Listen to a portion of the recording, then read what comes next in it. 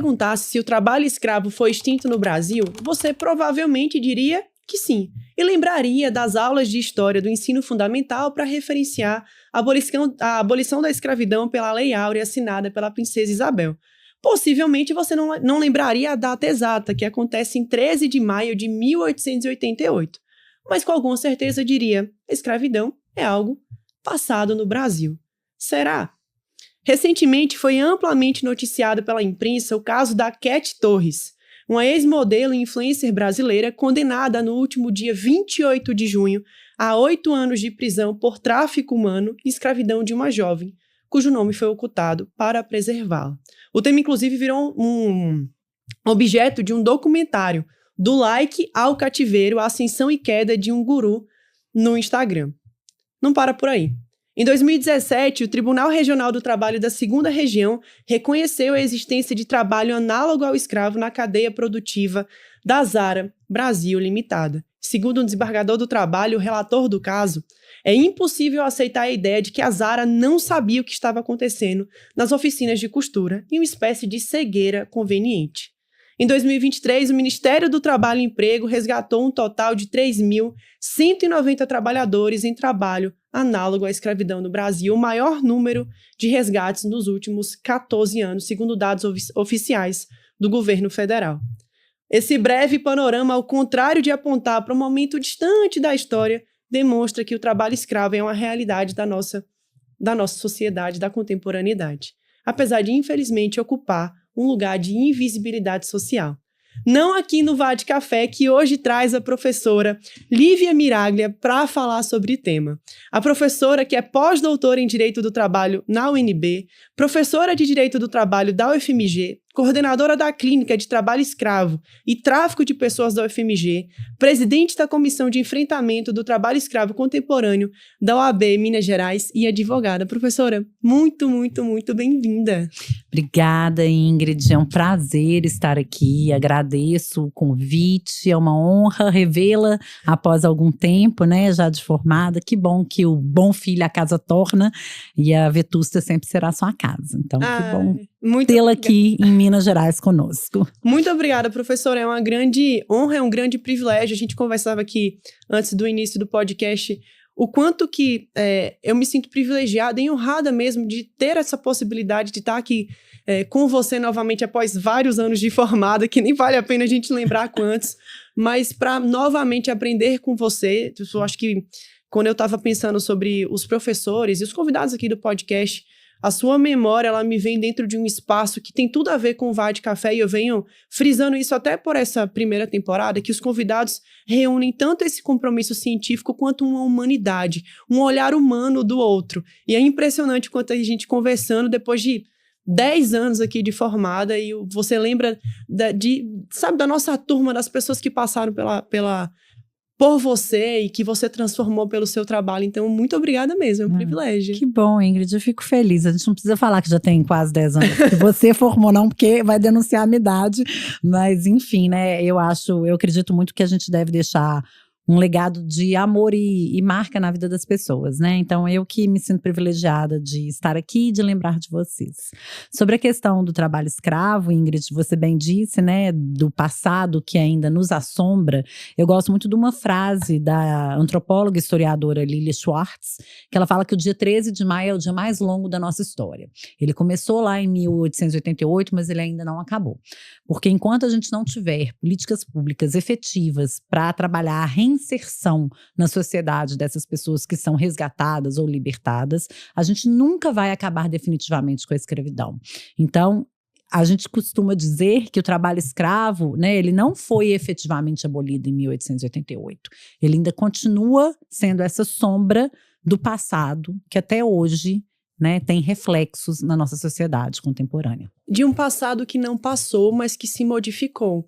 E que vem dentro de um espaço, inclusive, da necessidade da gente reconstruir as memórias constitutivas do histórico do nosso país para que a gente atualize a escravidão dentro das suas novas formas para o momento atual. É olhar para o passado, mas entender como ele, de fato, não passou. E aí vem até a minha primeira pergunta, porque quando a gente fala sobre trabalho escravo, e talvez para quem esteja aqui acompanhando o podcast, possivelmente vem aquela memória da escravidão inserida no período colonial ou imperial, em que você tem as vítimas do trabalho escravo presas a correntes, açoitadas no pelourinho, e de alguma forma, isso, enquanto imaginário estabelecido socialmente, há uma comparação para pensar, mas a gente hoje não tem mais essas cenas de formas tão presentes na nossa sociedade. Então, para a gente estabelecer um ponto de partida mesmo aqui do nosso diálogo, então, o que é o trabalho escravo? Como que ele se perfaz na nossa sociedade contemporânea e como a legislação trata mesmo o trabalho escravo?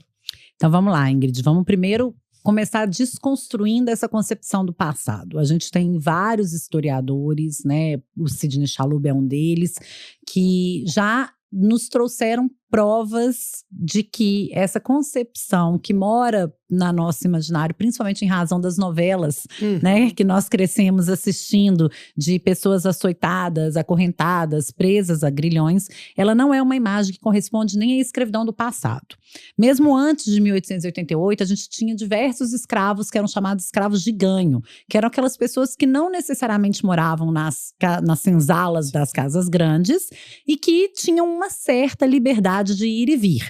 Havia vários, a gente tem uma ex-aluna da faculdade, a Mariana Armond Dias Paz, ela fez uma análise de vários processos também anteriores ao período da abolição da escravidão, em que escravos discutiam qual que era o grau que eles podiam sofrer de penas, porque o açoite tinha sido muito grave, ou porque naquele caso ele não poderia sofrer penalidades físicas. Então veja bem, mesmo antes da escravidão, essa concepção de restrição do direito de liberdade, essa concepção de castigos físicos, ela não era a realidade da totalidade dos escravos. Então ela primeiro tem que ser desconstruída, porque se ela não correspondia à escravidão legal, ela obviamente não vai corresponder à escravidão contemporânea.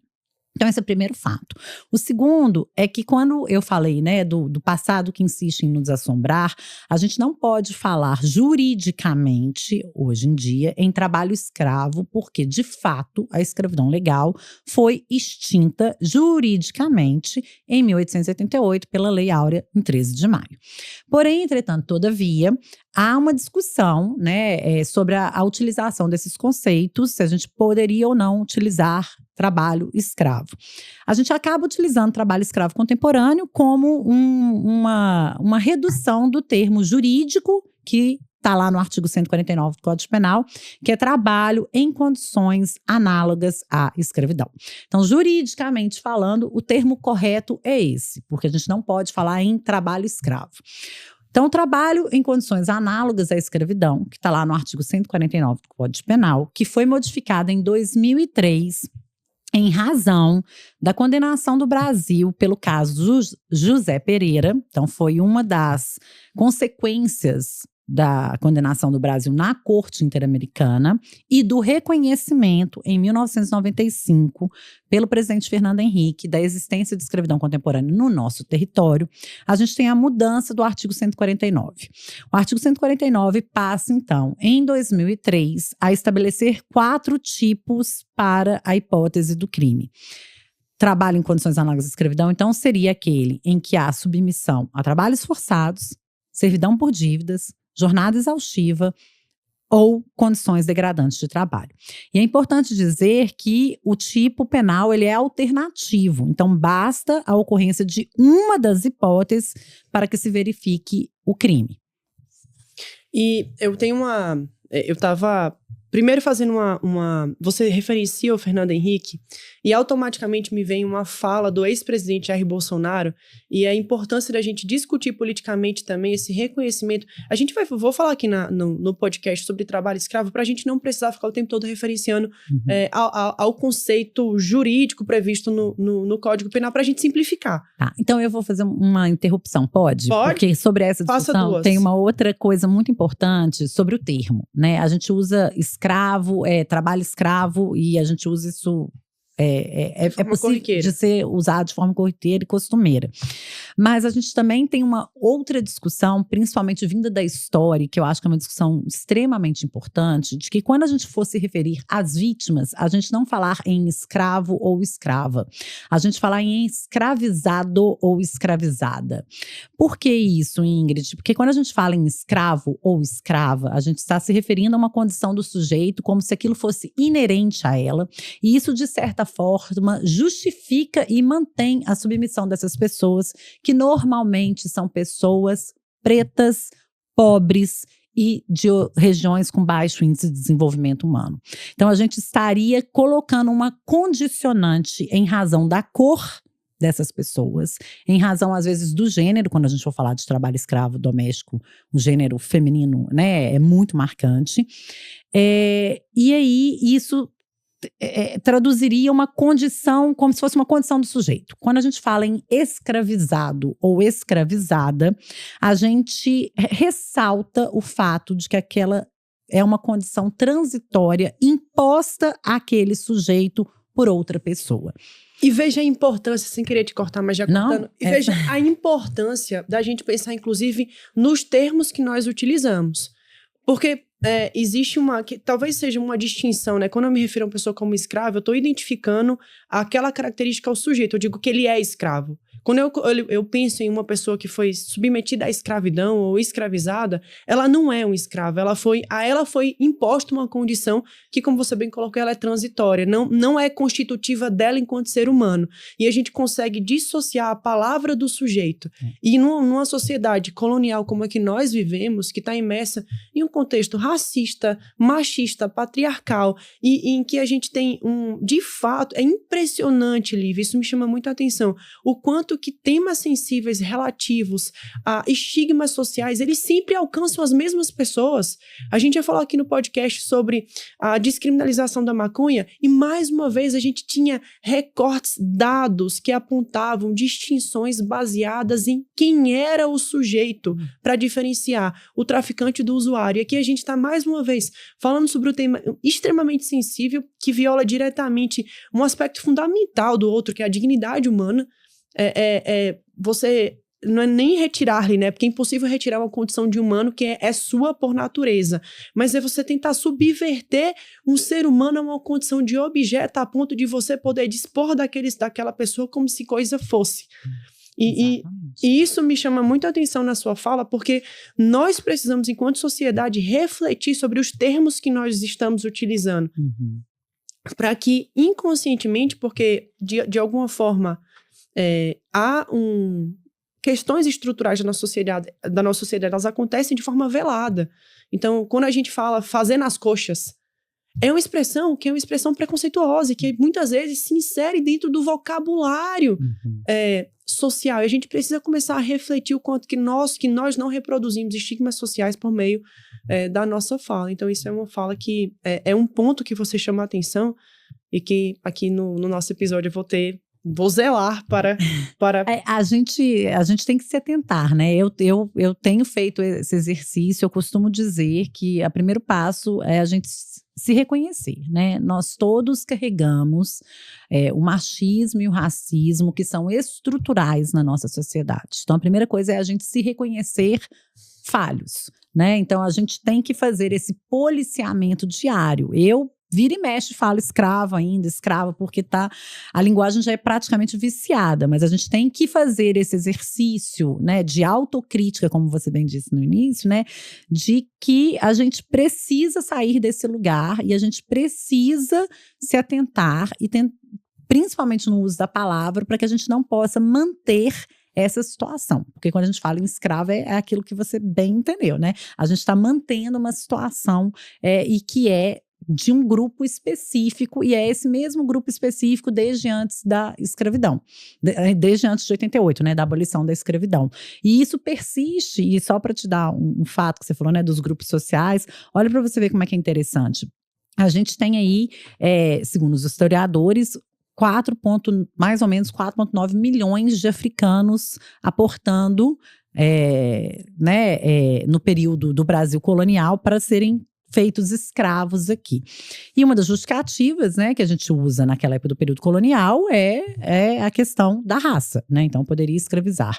E esses africanos, eles aportam principalmente em Salvador, que era, na época, capital do Brasil, e que, se você for ver hoje, é a capital brasileira, em que a maior parte da população é negra, mas cuja elite ainda é predominantemente branca, que é um reflexo do nosso Brasil, né? Que a gente tem uma população negra como maioria, mas a gente ainda tem uma elite predominantemente branca. E isso é importante de ser dito, né, Ingrid? Tem um decreto, e eu gosto muito desse paralelo, que é um decreto do Brasil colonial, que era um decreto que foi apelidado de um defeito de cor, em que se proibiam aos negros e pretos determinadas atividades profissionais à época. Mas, se aquele preto ou negro tivesse um talento excepcional, ele poderia pedir a escusa do seu defeito de cor para para exercer aquela profissão. E um dos maiores musicistas do Brasil colônia era o padre José Maurício, e ele teve que pedir a escusa do seu defeito de cor, porque ele era mulato, para que ele pudesse ser músico. Então veja você, né? A gente transmutando para o presente, né? Quando a gente vai fazendo esses paralelismos, né, na história, ou analisando essas coisas, né, lá do Brasil colônia, a gente vê o quanto isso ainda é real. Quantas vezes não existem profissões, atividades, lugares que são inacessíveis à pessoa preta e parda aqui no Brasil? Com certeza, Lívia. É uma reflexão muito cara a mim, que me chama muita atenção. É algo que, até durante os episódios aqui do podcast, a gente vem batendo na tecla. O primeiro episódio, ele fala muito do lugar da mulher na pesquisa, dentro também da nossa dificuldade de ocupação de espaços no ambiente científico, que é um desafio à mulher, e a gente faz uma segunda reflexão, porque se é difícil para a mulher ocupar espaços, a mulher negra e trans, para ela é ainda mais difícil. Então a gente tem um recorte racial e um recorte de gênero que se reproduz ao longo da nossa história e que muitas vezes, é uma constatação, inclusive, triste e infeliz, que é visto como mimimi na nossa sociedade atual. Ah, tá de mimimi. Não tá de mimimi, gente. Vamos pegar dados.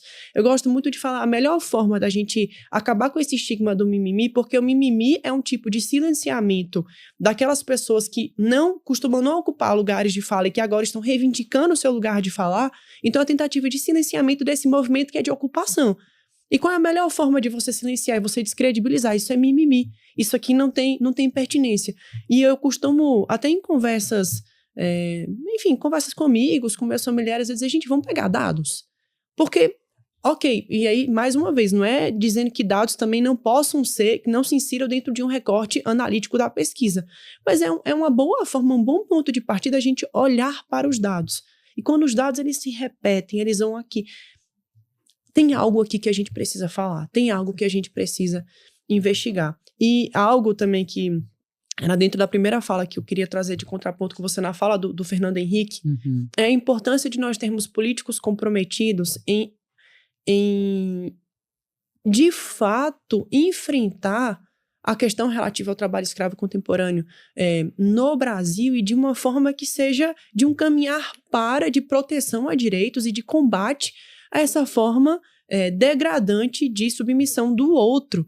E aí eu me lembro dentro de um lugar negativo, uma fala do ex-presidente Jair Bolsonaro, em que ele traz uma preocupação quanto até o artigo 243 da Constituição, né, que traz dentro de uma das causas de expropriação, ou seja, de perda de propriedade, a existência de trabalho, tanto que a própria Constituição fala trabalho escravo, mas a existência de trabalho escravo naquela propriedade, ou seja, pelo artigo 243, para quem está aqui acompanhando, uma propriedade urbana ou rural, ela pode ser objeto de expropriação, ou seja, o proprietário perde a propriedade se for constatada a exploração de trabalho escravo naquela localidade. E há uma fala do ex-presidente no intuito de dizer, olha, isso aqui é preocupante para o investidor estrangeiro porque ao equiparar o trabalho escravo com o trabalho análogo à escravidão, nós estamos criando uma insegurança, porque é uma linha muito tênue para a gente distinguir trabalho escravo de trabalho análogo à escravidão,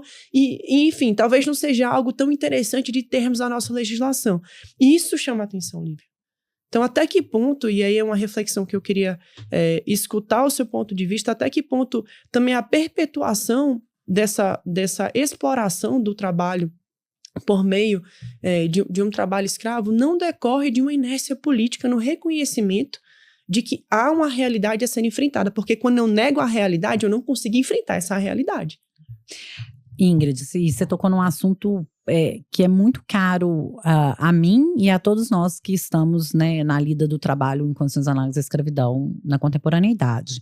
O artigo 243 da Constituição, e aí você me corrige se eu estiver enganada, porque você está com a sua colinha aí, a emenda constitucional é de 2000 e… Pior que não tá aqui, mas a gente faz uma pesquisa aqui bem rápida. Mas enquanto você acha, vamos só voltar lá atrás, só para a gente entender o histórico disso, tá? A gente tem uma emenda constitucional que tramitou durante quase 10 anos para modificação do artigo 243 da Constituição, tá? Essa emenda ficou lá no Congresso Nacional durante quase uma década até ser aprovada. É o mesmo histórico que a gente tem, por exemplo, só para ficar dentro, né, para fazer um exemplo aqui, já que eu mencionei mais cedo o trabalho escravo doméstico, com a PEC das domésticas. A PEC das domésticas, né, desde a década de 90, ela é discutida no Congresso. E diz muito sobre, né, o ex-presidente Jair Bolsonaro, que foi um dos únicos, o único, na verdade, que votou contra a PEC das domésticas lá em 2015. Mas a gente demora anos para conseguir equiparar o direito das trabalhadoras domésticas aos trabalhadores na Constituição, muito em razão de um discurso que, de novo, racista, machista e estrutural da nossa sociedade, que relega essas mulheres, porque a maioria são mulheres, negras e pobres, sim, às margens da sociedade. A mesma coisa a gente tem com o artigo 243 da Constituição, que fica anos e anos para ser discutido no Congresso e cujo discurso da bancada ruralista é sempre o mesmo. A insegurança jurídica, a impossibilidade, como é que eu vou expropriar minha terra, e o poder econômico, e precisa de trabalho, e etc. e tudo. Bom, quando o artigo 243 ele é modificado, você conseguiu achar? É de 2014, Isso. Emenda Constitucional 81 de 2014. Eu ia falar isso, é porque a gente vai perdendo a noção do tempo, mas eu ia falar que devia estar perto de uma década, então estamos completando uma década que é legal trazer ela o artigo 243 foi modificado, mas veja bem, né, o artigo 243, ele foi modificado, ele fala expressamente da possibilidade de expropriação de propriedade, seja ela rural ou urbana, em que se encontra trabalho em condições análogas à escravidão. Ao meu ver, seria uma norma de eficácia imediata, mas a interpretação que foi feita do artigo 243 e que prevalece até os dias atuais, ou seja, uma década depois, é que essa é uma norma de eficácia limitada. De modo que eu precisaria de uma legislação infraconstitucional para disciplinar como seria feito o procedimento expropriatório das terras em que seja encontrado trabalho em condições análogas à escravidão. O que, na verdade, é um exercício de hermenêutica, para mim, ele é bem fantasioso. Fantasioso não, eu queria achar uma outra palavra, mas ele é quase que mirabolante. Por quê? A gente tem uma lei infraconstitucional que disciplina a expropriação. Seria um Frankenstein jurídico a gente criar uma outra lei para disciplinar o mesmo procedimento expropriatório só porque se trata de outro caso. Então, já vai por terra esse argumento de que eu não tenho lei infraconstitucional, porque com relação à expropriação eu tenho. O segundo argumento que a gente consegue colocar terra abaixo é que, mas eu não sei o que é trabalho escravo, que é exatamente esse discurso que prevalece na bancada, de novo, ruralista e que representa o poder econômico. E por que esse discurso cai por terra? Ele cai por terra por vários motivos, e eu posso te provar, assim, né, já que a gente gosta de dados, mas o primeiro deles o artigo 149 do Código Penal, ele é claro, assim, claríssimo, a caracterização. Né? Tá lá, tem 4 hipóteses. Então vamos discutir, mas então vamos discutir que eu não sei o que é condições degradantes de trabalho. A gente já levou essa discussão para o Supremo já decidiu tá? 2 vezes sobre o artigo 149 do Código Penal. A primeira decisão é da ministra Rosa Weber, que diz que o artigo 149 do Código Penal, ele tutela o bem jurídico da dignidade da pessoa humana e não da liberdade. De modo que eu não preciso de observar a restrição do direito de liberdade para a caracterização do crime, mesmo que topograficamente ele esteja lá dentro do Código Penal, onde se fala dos crimes contra a liberdade. Mas isso já está, assim, pacificado, o STF já decidiu, a ministra Rosa Weber lá atrás já falou, né, que é dessa forma, e foi uma decisão que foi do pleno, tá, do STF. Segunda coisa, a gente teve uma segunda decisão relacionada à lista suja do trabalho escravo, que é uma portaria do Ministério do Trabalho e do Emprego, para onde vão inscritos os nomes dos empregadores que submeteram trabalhadores a condições análogas à escravidão e que impede essas pessoas, sejam elas jurídicas ou físicas, de ter acesso a financiamento público e participar de procedimento licitatório, em que o STF disse que a lista suja era constitucional e nessa mesma toada, nessa mesma discussão, o Ministério do Trabalho e do Emprego editou uma portaria que trazia especificado os conceitos de trabalho forçado, servidão por dívidas, jornada exaustiva e condições degradantes de trabalho, cujas portarias também foram declaradas constitucionais. Então, a gente tem o artigo 149, que estabelece os tipos, a gente tem a portaria, hoje em dia, a portaria 2, a Instrução Normativa 2 de 2021 do Ministério do Trabalho e do Emprego, que estabelece o conceito de condições degradantes, jornada exaustiva, servidão por dívida e trabalho forçado. Estabelece ainda no seu anexo quais são os indicativos de cada um. Ela é extremamente detalhada. E a gente teria uma terceira prova, que aí são as pesquisas que a gente faz lá na Clínica de Trabalho Escravo e Tráfico de Pessoas, muito orgulhosamente, já citadas, inclusive pelo Procurador-Geral da República, em algumas ações que estão tramitando no STF sobre trabalho escravo, em que a gente conseguiu comprovar, porque foi a primeira pergunta que a gente fez, o que vem sendo entendido como trabalho em condições análogas à escravidão.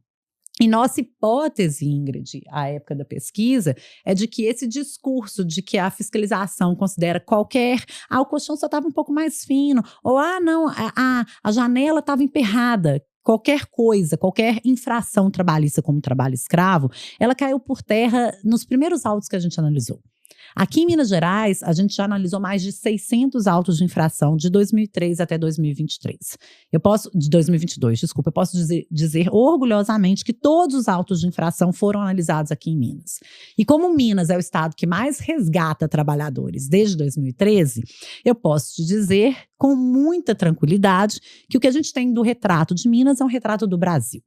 E aí a gente constatou o seguinte, Ingrid, que na verdade esse discurso ele eu costumo dizer, no mínimo falacioso, no máximo de mau caratismo. Construído para nos fazer crer que qualquer coisinha vira trabalho escravo. Mas, na verdade, o que a gente identificou a maioria das situações de trabalho em condições análogas à escravidão aqui no Brasil hoje em dia se refere ao tipo penal condições degradantes de trabalho. Sim. E aí a gente foi, para você ter uma ideia, aqui em Minas esse percentual chega a 96% dos casos. Aí a gente foi se perguntar, mas o que é então condições degradantes de trabalho? Será que é só um colchão fino? Será que realmente a fiscalização está sendo muito radical, né? E aí a gente descobriu, Ingrid, que esse conceito de condições degradantes está calcado em um tripé que a gente chamou, na pesquisa da clínica, de tripé da degradância. O que seria esse tripé da degradância? Em todos os casos que a gente fala de condições degradantes de trabalho, a gente está falando no mínimo da ocorrência de 3 coisas. Da ocorrência, na verdade, não, da falta de 3 coisas. A gente está falando da falta de água potável, falta de instalação sanitária e falta de alojamentos adequados. E quando eu falo falta de alojamentos adequados, fica parecendo que é só colchão fino, mas na verdade eu estou falando de alojamento precário, em que o trabalhador convive com animal peçonhento, em que não há janela, em que não há cobertura, em que o alojamento é tão ruim, e eu já tive a oportunidade de participar de algumas fiscalizações, eu vi isso em loco, na prática, com os meus próprios olhos, que o alojamento era tão, tão, tão ruim que a pessoa preferia pegar o colchão, que era um colchão fino, que ninguém deveria dormir, e dormir ao relento, porque era melhor ao relento do que dentro do local.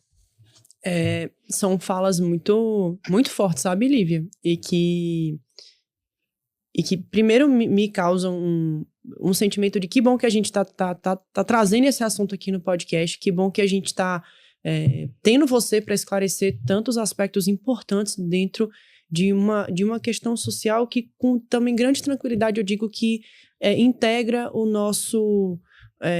uma cortina de visibilidade que, infelizmente, a gente acaba... E não é que a gente não vê, é que a gente não está com os olhos, digamos assim, direcionados a enxergar. Você meio que... A gente é construído socialmente para não ver. E aquilo vai passando, a gente vai vendo certas situações se prolongando ao longo do tempo e simplesmente é quase como... Não deixa de ser uma defesa que a gente vai criando enquanto seres humanos de não enxergar as pessoas invisíveis, sendo que são seres humanos que estão ali passando por condições, por violações profundas em sua dignidade enquanto seres humanos. Então isso me sensibiliza como, acima de tudo, como ser humano, do tanto que a gente precisa... Que bom que a gente está com você aqui, que bom que a gente está aprendendo. E para que esse assunto cada vez mais ocupe lugares, assim, vamos colocar luz no que está acontecendo para que isso a gente possa enfrentar de fato a nossa realidade e a partir daí buscar caminhos, como você vem fazendo um trabalho. Eu pesquisei, né? Eu dei tanto para o podcast, como também eu fui olhar os trabalhos desenvolvidos pela clínica, que você é coordenadora, as publicações científicas que são desenvolvidas pela clínica. Então, é realmente um trabalho que, para quem quiser, de fato, se aprofundar no tema, tem um material muito bacana que vocês desenvolvem. Então, parabéns de verdade. E eu só queria trazer porque existe o seu olhar da pesquisa, ou do quanto que nós temos uma realidade, a gente teria condições, porque se a gente fosse trazer, porque o objetivo não é a gente ficar teorizando aqui sobre a teoria de Zé Afonso da Silva e trazer norma de eficácia, sabe assim, plena, contida e limitada, porque isso, possivelmente seria um daqueles nossos, seria o momento que o pessoal vai falar, nossa, mas elas vão começar a falar aqui sobre teoria das normas constitucionais, mas de uma leitura, talvez a gente nem precise de uma hermenêutica ou de uma interpretação, vamos falar também os termos mais simples, de uma interpretação profunda do artigo 243 para poder vislumbrar que ele é muito claro dentro da previsão constitucional. Não há inclusive um espaço hermenêutico para que a gente questione, ou para que seja necessidade de uma norma infraconstitucional complementar aquilo que está disposto na Constituição. Mas é uma deturpação, não vou dizer nenhuma interpretação criativa, é uma deturpação da Constituição motivada por questões, por interesses econômicos, que nega direitos para garantir proventos econômicos. E isso é algo que me incomoda e me chama a atenção, que a gente precisa discutir, inclusive dentro das nossas iniciativas legislativas. Também na pesquisa feita para o nosso podcast, eu vi que a gente chegou até projeto de lei no Senado que buscava restringir o alcance dessa por assim dizer, sanção, para a gente usar um termo mais simples, de expropriação, dessa perda da propriedade pela ocorrência do trabalho escravo, limitando, inclusive, o conceito do que seria esse trabalho análogo à escravidão. E o que me chamou a atenção foi a justificativa do autor desse projeto de lei, que foi o ex-senador Romero Jucá, que ele fala o seguinte, olha como é preocupante essa fala, gente, eu vou até olhar para a câmera, que ele fala o seguinte na justificativa do PL, ele fala, olha, aquilo que é sumariamente revoltante para alguns, pode não ser para os outros. Em especial, porque as condições de trabalho em geral não são lá aquelas maravilhas nos campos distantes, nas minas, nas florestas e nas fábricas de fundo de quintal. É uma naturalização institucional de um trabalho análogo à escravidão. Com certeza. Esse PL, eu até sei qual que é o PL, e eu acabei, né? É 432. Acabei me empolgando e falei para cá, falei para lá, e não voltei no artigo 243, né, da Constituição. Mas para você ver, né, Ingrid, ainda sobre a questão da perda da propriedade, né, da perda da terra, seja da propriedade urbana ou rural, a gente tem uma década já. Salvo engano, a gente teve uma única decisão, assim, até onde eu tenho conhecimento, pode ser que tenha outra, do estado do Mato Grosso, em que se determinou, em primeira instância, a aplicação imediata do artigo 243 e determinando a expropriação da terra onde foi encontrado trabalho em condições análogas à escravidão, mas que não vai ser surpreendente para você que ela foi reformada em segunda instância. Então, a gente não teve nenhuma decisão definitiva em que há a perda efetiva da propriedade. E isso, né, Ingrid, vamos combinar, é o grande medo, porque é uma sanção econômica muito relevante. A gente também tem estudos na clínica sobre quais são os valores de dano moral individual, dano moral coletivo, e a gente chega à conclusão que ainda são valores tímidos. Para você ter uma ideia, a média do dano moral individual em trabalho em condições análogas à escravidão, e aí eu estou falando de uma pesquisa, já estou me referindo a uma pesquisa que a gente fez nível Brasil, tá? De 2008 até 2019, com 432 ações civis públicas. A gente tem uma média aí de valores de dano moral individual de 3 a 30 mil reais. Muito pouco. De danos morais coletivos, a gente tem uma média de 100 a 200 mil reais, sendo que o maior valor de dano moral coletivo até hoje é de 50 milhões de reais, que é um caso de uma construtora brasileira envolvida em escândalos de corrupção por aí, é público, é notório, mas eu não preciso falar o nome, né? Mas enfim, de brasileiros que foram escravizados na Angola na construção de uma hidrelétrica lá. Nossa. E esse é o maior caso que a gente tem. E aí então a gente vê que ainda são condenações economicamente tímidas, relevantes, porém tímidas. E o que me impressiona muito é que quando a gente vai na Justiça do Trabalho, por exemplo, a gente vê que você perdeu ter uma mala extraviada ou perder um voo costuma gerar um dano moral individual maior do que um ser humano ser escravizado, que é aquilo que você falou. A naturalização institucional, seja no âmbito legislativo, seja no âmbito jurídico, de uma não percepção do outro enquanto igual. E aí, e só para complementar, eu juro que eu tô complementando, eu vou voltar, vai ter lógica, você vai entender. Tá fazendo toda a lógica, na verdade tá sendo muito rico. Além da questão econômica, né, e financeira, e olha que a Justiça do Trabalho é considerada, no que diz respeito ao trabalho em condições análogas à escravidão, uma justiça que efetivamente consegue combater a prática. Quando a gente vai para a Justiça Federal, a gente vê que, infelizmente, o trabalho escravo ainda é um crime que compensa. A gente fez a pesquisa da clínica, tanto aqui em Minas Gerais, quanto nível nacional, e a gente também não criou, né? Mas a gente detectou o que a gente convencionou de chamar de pirâmide da impunidade. O que a gente descobriu? E aí eu vou desenhar para ficar bem claro. A gente descobriu que a cada 100 pessoas que venham a ser processadas e julgadas pelo crime de trabalho em condições análogas à escravidão, apenas 4 virão a ser condenadas. Ou seja, a gente tem um índice de punibilidade de 4,2%, para ser exato. Só que dessas 4 pessoas que venham a ser condenadas, apenas uma será condenada em pena superior a 4 anos, o que significa dizer que apenas uma pessoa poderá vir a ser efetivamente presa. Na prática, a gente conseguiu descobrir aqui em Minas Gerais que só havia uma pessoa presa pelo crime de trabalho em condições análogas à escravidão, e se você adivinhar por que a pessoa foi presa, eu não sei, né? Te dou um doce de leite. Já. Você deve sentir falta do doce de leite lá em Maceió. E do queijo Minas também. E do queijo Minas, canastra. Não consigo. Não consigo imaginar. Eu tenho medo da minha criatividade muito longe aqui pro podcast ficar registrada. A pessoa só foi presa, mas eu te dou o doce de leite e o queijinho. Então tá tudo certo. A pessoa só foi presa porque o advogado perdeu o prazo do recurso. Nossa. Proporcionalmente falando, percentualmente falando, desculpa, é mais provável que 2 trabalhadores sejam presos por furto de algum instrumento de trabalho do que o seu empregador ser preso por tê-los submetidos a condições análogas à escravidão. Então, veja bem, qual que é o grande medo do artigo 243? Ele, de fato, seria uma sanção que poderia vir a ser efetiva. Em razão disso, a gente tem esse PL do Romero Jucá, 432, e a gente tem alguns outros PLs que ficam lá engavetados, mas que vira e mexe fazem igual o passado, que de repente a pessoa desengaveta e resolve voltar a nos assombrar. O que é esse PL do Romero Jucá e alguns outros, tá, Ingrid? A gente tem alguns…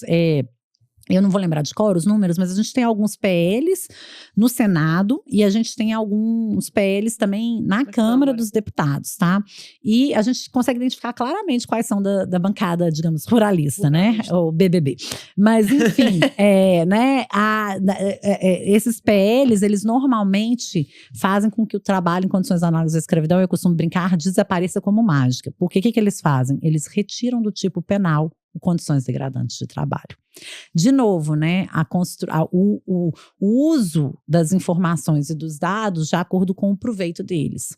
Sabendo-se que a maioria dos trabalhadores hoje em dia são submetidos a condições análogas à escravidão pelo tipo condições degradantes, o que eu sugiro no meu PL, que se retire condições degradantes sob o argumento artigo 243. de que ele é muito amplo, eu não sei o que são condições degradantes, eu esvazio imediatamente o artigo 149 do Código Penal, eu acabo com o trabalho escravo no Brasil, né, com uma canetada, vou acabar com o trabalho escravo. Mas, na verdade, né, eu só estou fazendo uma armadilha, uma arapuca jurídica que vai favorecer apenas a um lado dessa matéria. E aí eu queria evocar, né, uma coisa, Ingrid, e aí, né, assim, pena que o podcast, a gente não tem imagens, mas eu sugiro que as pessoas depois, né, podem acessar lá o Instagram da clínica, que é @clínica trabalho escravo, já fiz, né, o merchan. Vou colocar ótimo. Vou colocar também na legenda aqui do podcast para as pessoas conseguirem acessar. Isso, ótimo. Obrigada, Ingrid, até porque meus alunos que mexem com o Instagram, eles falam que toda vez que eu vou em algum lugar, eu tenho uma meta a cumprir de pelo menos 5 novos seguidores. Se eu não cumprir a meta, eu levo chamada do aluno, não, gente. Nós vamos ocupar, me ajudem. Vamos ocupar esse @, porque vamos seguir lá a clínica pra gente dar visibilidade a esse trabalho. Ou seja, quem tá assistindo aqui já vai lá e já vai seguir no Instagram, já é a missão.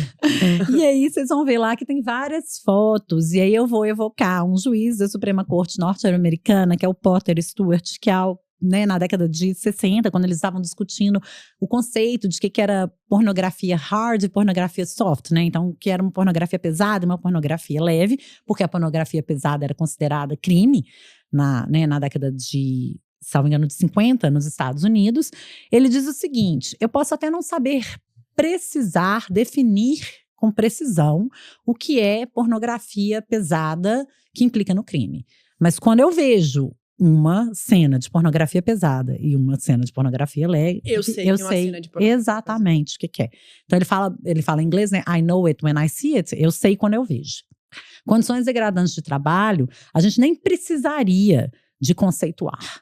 Eu acho que quando a gente está falando, e só de eu falar que acho que o imaginário de vocês já consegue conceber, se a gente está falando de um lugar em que a pessoa tem que levar o colchão para fora do alojamento, porque é melhor dormir ao relento, de um lugar que a pessoa não tem instalação sanitária, que ela tem que usar o mato, o rio, e que ela não tem água potável, acho que a gente não precisa, né, de um conceito mais… a gente não precisa de outra coisa. A gente vê e consegue saber que aquilo ali está muito aquém da dignidade do ser humano. Mas o que você disse é muito paradigmático do nosso passado escravocrata mesmo, Ingrid.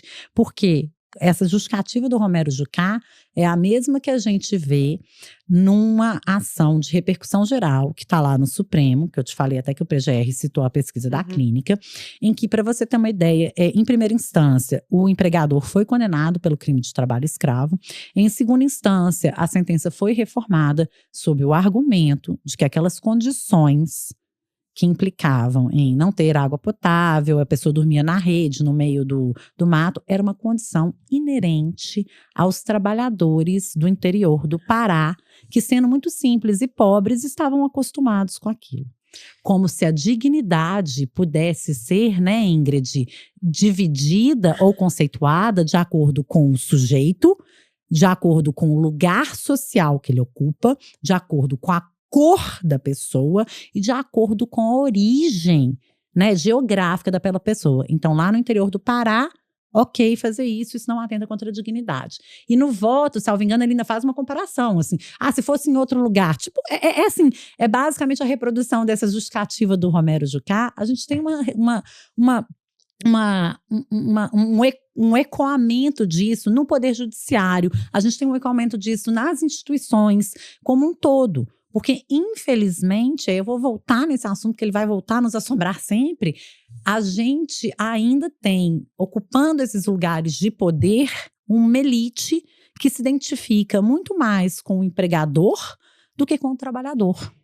Lívia, sua fala, ela é tão rica e a gente consegue, de verdade, assim, tem tantas nuances que merecem a nossa atenção, Porque, primeiro, me lembra, apesar de a gente não estar lidando aqui com a criminalização da pessoa submetida à condição de escravizada, ou seja, a pessoa que é vítima do trabalho escravo, ela não está cometendo um crime, mas a gente se fala de uma criminalização da pobreza, ou seja, o pobre é criminoso, o rico não é. O pobre é traficante, o rico é usuário. E nesse caso nós temos o quê? O pobre ou a pessoa que ocupa um espaço que é de invisibilidade, que é de exclusão, que é de naturalização da pobreza, como se ele nasceu naquela condição e por isso é quase como se fosse, é negada a essas pessoas algo que é princípio do ser humano, que é a sua dignidade, ou seja, a dignidade serve para uns e não serve para outros.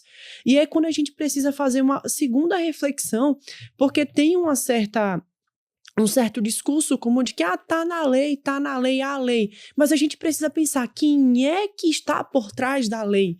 Quem é que está com a caneta na mão? Porque a lei pode ser racista e muitas vezes é. A lei pode ser machista e muitas vezes é patriarcal, deixa de reconhecer ali questões relativas à proteção dos direitos das mulheres. Então, de que forma a lei não é utilizada, e ela não é nem uma pergunta, para garantir a perpetuação no poder de um determinado padrão social de ocupação desses espaços de fala, em que quem está no poder repercute, inclusive reproduz esses estigmas e essas condições degradantes a quem não está lá.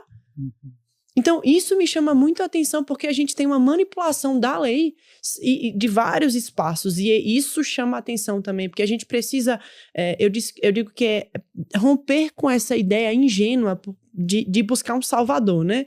A gente acha que, então e o salvador ele pode vir de várias formas. Ao longo da nossa história constitucional, a gente teve vários salvadores, desde juízes até presidentes, até, enfim, quem é que vai nos salvar? E a gente precisa romper com essa ideia do salvador para poder entender como é uma questão estrutural, institucional do nosso país. E que começa, assim, a mudança, ao invés de a gente esperar, até foi um pai de uma amiga minha que fez o Ingrid, mas e aí? O que a gente faz? Não tem salvação? Tem salvação, a salvação é educação.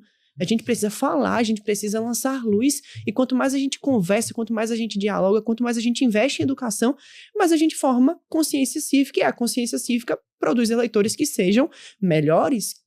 Com certeza, Ingrid. E a gente tem que romper também, você falou, né, de Salvador, e há vários estudos, e principalmente históricos com relação a isso, o mito do branco salvador, né? Quando você fala, há vários salvadores em nossa história. Se a gente for pensar rapidamente aqui, a gente vai identificar pouquíssimos salvadores que são negros e pretos, que é a maioria da nossa população.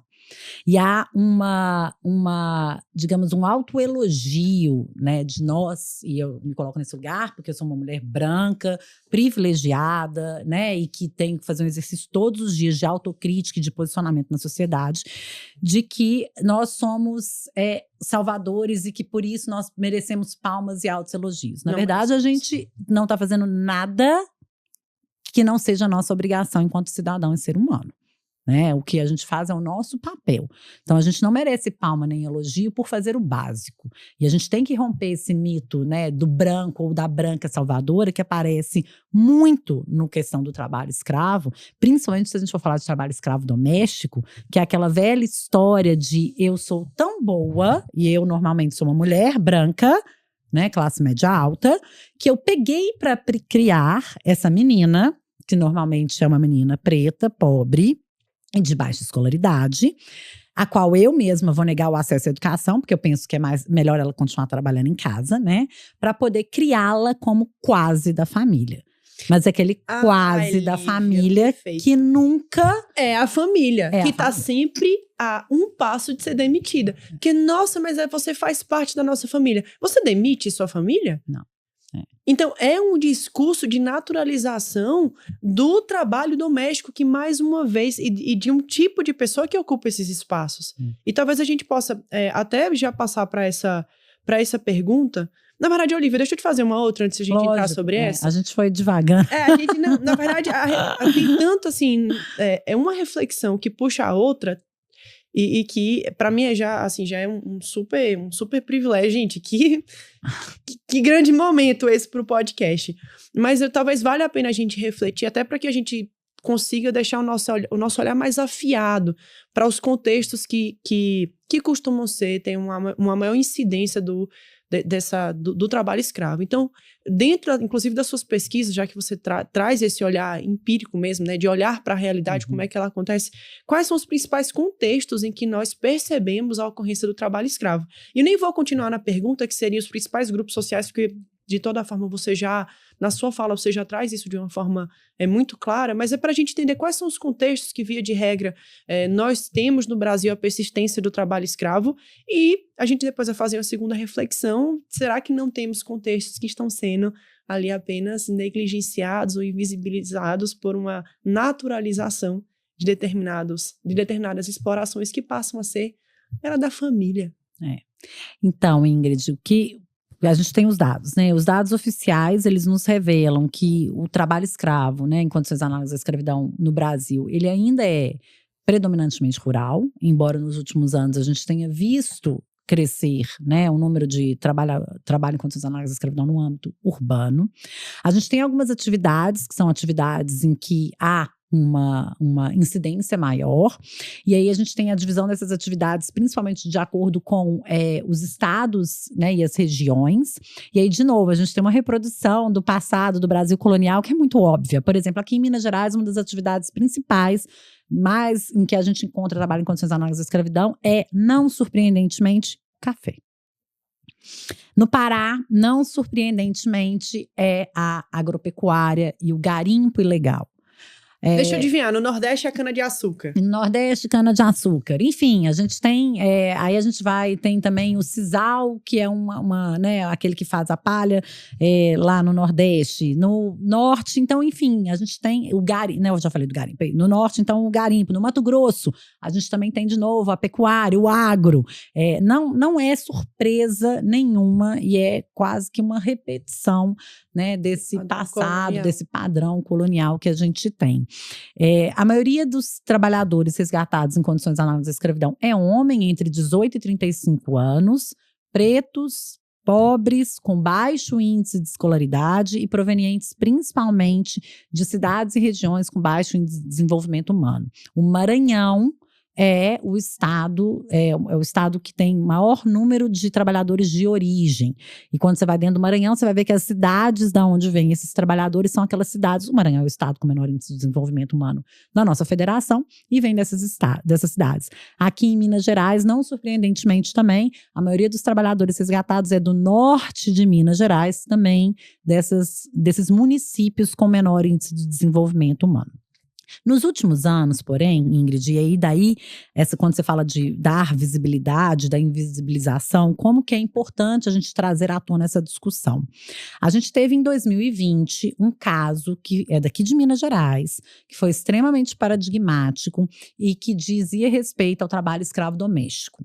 O caso, eu posso citar o nome, o caso é público, notório, que é o caso da Madalena Gordiano. Eu trouxe ele aqui também. Que foi resgatada em Patos de Minas, numa família de professores, né, em que ela foi pega para criar aos 8 anos de idade pela diretora da escola, que depois a ofereceu, né, digamos assim, a deu como herança para o filho, que era professor universitário e doutor, mas que disse em seu depoimento, né, que ela não continuou estudando porque ele achava que ela não ia se beneficiar da educação. Nossa! Então, Madalena era semi-analfabeta, sabia alguns garranchos, né, algumas escritas bem rudimentares que ela tinha aprendido antes de ser dada para a família. E esse caso ganha o Fantástico, ganha todas as principais mídias nacionais e internacionais. E esse caso, que é de 2020, para você ter uma ideia, o primeiro resgate de trabalho escravo doméstico no Brasil ocorre em 2017, também em Minas Gerais, na cidade de Rubim. De 2017 até 2020, salvo engano, a gente tinha aí, no total, 10 casos no geral no Brasil. A partir do caso da Madalena, com a visibilidade da questão e a discussão, a gente tem um aumento de exponencial no número de denúncias e no número de resgates. Só para você ter uma ideia, aqui a gente passa de 2020, foram 3 casos de resgate, e o caso da Madalena é de dezembro de 2020. Em 2021, a gente passa para 31 resgates, 2022, 33, salvo engano, e ano passado a gente chegou a 41 pessoas resgatadas do trabalho escravo doméstico. A gente tem depois o podcast da Mulher da Casa Abandonada. No mês seguinte que o podcast, né, viralizou, a gente tem um aumento de 100% no número de denúncias. Pra você ter uma ideia, teve uma denúncia, inclusive, de uma neta que denunciou a avó, que falou: olha, eu escutei o podcast, descobri que a gente tem uma escrava na família. E aí a gente tem vizinhos denunciando, a gente tem uma série de… As pessoas, às vezes, escutando, falando: opa, peraí, eu conheço alguém, ou eu mesmo estou nessa situação. Então, a importância de abrir-se as portas dessas casas grandes. Quando a gente fez a primeira pesquisa da clínica, que foi em 2017, a gente suscitou essa hipótese, Ingrid. A gente só tinha um caso de trabalho escravo doméstico no Brasil, que era esse de Rubim, aqui em Minas Gerais. E a gente colocou lá, né, na pesquisa da clínica, falando que a nossa hipótese é de que esse um caso não refletia a verdade, porque muito provavelmente, como a gente estava abrigada pelos muros, né, das senzalas que existem dentro das casas grandes e são inacessíveis, porque, de novo, a gente está falando de um grupo social privilegiado, né, em que da porta para dentro ninguém sabe o que acontece e ninguém acessa, a gente provavelmente estaria falando de uma realidade oculta. E a gente tem até uma ex-aluna, que foi, eu acho que seu colega, que é a Marcela Rádio Pereira, que foi fazer a dissertação de mestrado dela exatamente sobre essa invisibilização e como esses laços de suposto afeto fazem com que a pessoa permaneça. E a partir daí, Ingrid, a gente tem, nos últimos 4 anos, né, quase 4 anos agora, observado um aumento exponencial de denúncias e resgates de trabalho escravo doméstico. E aí a gente tem um outro perfil, né? Qual é o perfil desse trabalho escravo doméstico? Maioria mulheres, maioria negras, pobres e iletradas. Mas há uma distinção também, além da distinção de gênero, né, que fica evidente, porque se no trabalho escravo, de uma forma geral, eu estou falando de homens, no trabalho escravo doméstico eu estou falando de mulheres, e a gente seria um tema para um outro podcast, para a gente falar de trabalho de cuidado, de como que a sociedade patriarcal, machista, misógina, faz com que nós, mulheres, né, sejamos consideradas como naturalmente dotadas, né, de um superpoder, que faz com que a gente tenha dever de cuidado, e isso inclusive afasta a discussão sobre remuneração de um trabalho, que na verdade é trabalho, ou do reconhecimento daquele cuidado como trabalho. Jornada que é trabalho. Enfim, a gente poderia discutir isso, mas é outra, né? É outra caixinha. Já está convidado, inclusive. Já está convidado. É outro tema que atravessa demais a minha vida, que é esse tema do gênero. Mas além disso, Ingrid, eu queria destacar que no caso da escravidão doméstica, ao contrário das outras escravidões, que a gente tem ali uma permanência de alguns meses, por uma safra, né? É a colheita, é o tempo da colheita do café, é o tempo do corte da cana, é o tempo, enfim, são meses ali. No caso da escravidão doméstica, a gente está falando de anos, décadas e muitas vezes uma vida. Na pesquisa que a gente realizou agora, e a gente analisou todos os autos de infração do Brasil, foram 119 referente a trabalho escravo doméstico desde 2017, a gente constatou que a média em que essa pessoa fica submetida à escravidão doméstica é de 26 anos. 26 anos é uma vida inteira. É uma vida inteira. É uma vida inteira e é uma vida inteira que, mais uma vez, sabe, Lívia, tem a questão, assim, a gente até pensa dentro do direito à inviolabilidade do domicílio, e isso afasta até qualquer tipo enfim, é mais um obstáculo, né, a se perceber o que acontece no âmbito interno de uma casa, em que existe um trabalho sendo realizado, que é o trabalho doméstico. Existe a questão dos laços, e a gente pode até pensar dentro dessa divisão sexual do trabalho. O homem produz, a mulher reproduz, e a gente tem uma desqualificação do trabalho realizado pela mulher. Exatamente. E que mais uma vez, ele passa pelo trabalho doméstico, ele atinge outras camadas também, se a gente for pensar na ocupação da mulher no ambiente de trabalho. A gente até hoje tem as mulheres ganhando, exercendo as mesmas funções, e recebendo um valor, sendo remuneradas de forma assim, substantivamente abaixo do que um homem ocupando aquele mesmo espaço.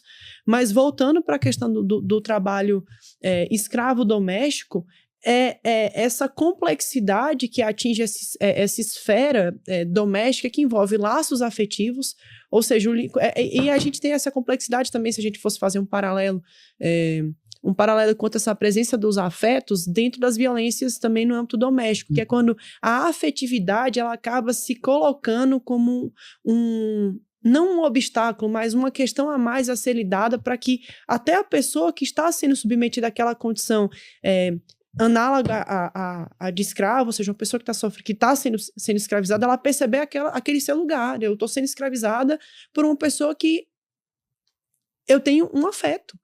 Eu me sinto uma parte da família, porque também existe uma outra questão desse espaço de precariedade que, via de regra, marca as pessoas as mulheres, vou colocar até mulheres, que é um trabalho predominantemente feminino, das mulheres que desenvolvem o trabalho doméstico. Então, parece que o pouco que ela recebe de um tratamento igualitário, então, parece que é um favor. Não, você come na minha casa a mesma coisa que eu como. Peraí, não é para ela comer o que eu como? Quer dizer que eu posso comer isso e você não pode porque nós ocupamos camadas socioeconômicas diferentes. Então parece que só o fato de você, da pessoa que trabalha na sua casa, comer aquilo que você come já se torna, meu Deus, um reconhecimento de uma igualdade. E isso se traduz no âmbito de um trabalho escravo doméstico em questões que são subjetivas, que até dificultam a percepção da ocorrência desse tipo de violação, de crime mesmo, aquelas pessoas. E o caso da Madalena, eu tinha colocado aqui também nas minhas anotações, e que motivou um outro caso. Eu cheguei não anotei o nome da senhora, mas a senhora foi escravizada por 72 anos. E em ambos os casos, o da Madalena também, que eu dei tem mais... Foram 38, ficou muito conhecido, sim, né? Foram 38 anos.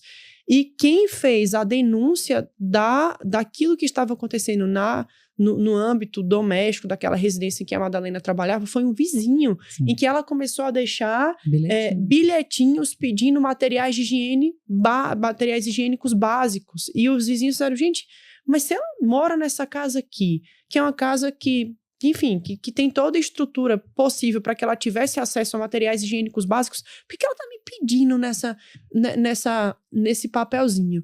E aí é quando acho que cabe uma reflexão sobre o quanto que a divisão sexual do trabalho, ela impacta na nossa subnotificação do trabalho escravo doméstico, mas também cabe uma segunda reflexão sobre a necessidade de que a sociedade assume esse lugar de conscientização. Porque se não fosse esse vizinho, Lívia, a Madalena possivelmente ainda estaria lá sendo submetida a uma condição análoga de escrava, sendo escravizada. Com certeza. E com desconhecimento, né? E veja você que irônico, né? Ela foi capaz de escrever esses bilhetes em razão da parca educação que ela recebeu antes de ser escravizada dentro de uma casa na qual a família era formada de diretora. A mãe era diretora de escola, educadora, e formou todos os seus filhos, né, que inclusive fizeram mestrado e doutorado. E isso é um padrão que se repete, né?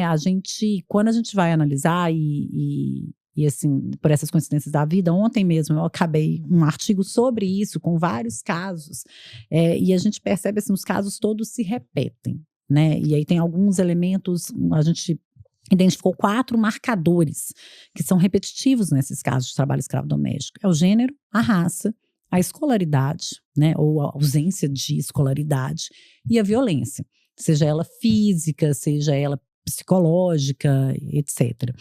São marcadores que nos atravessam desde antes do passado colonial, quando a gente analisa, por exemplo, o que acontecia com as escravas, que eram mulheres também na época, de dentro de casa, né? Que é aquela repetição de, né, meninas pretas cuidando de meninas brancas, né, que são as sinhazinhas, e que seria justificada apenas, né, pela condição da cor, porque veja bem, né, qual que é a diferença de uma menina de 8 anos cuidando de outra de 8 anos?